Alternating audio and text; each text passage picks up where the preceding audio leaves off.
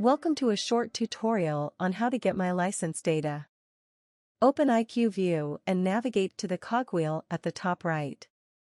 Open the settings by clicking on it.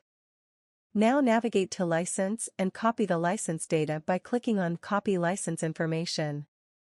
All license information is now on your computer's clipboard. You can now simply right-click in your email and paste the license data by clicking on Paste. If you already have an open ticket for this installation in our support, reply to the last email you received from us regarding this and go to Reply and copy the license data into it. Then send it to us. If you do not yet have a ticket with us, please send your complete customer data and the license information in a new email to license@image-systems.biz. Thank you for your attention.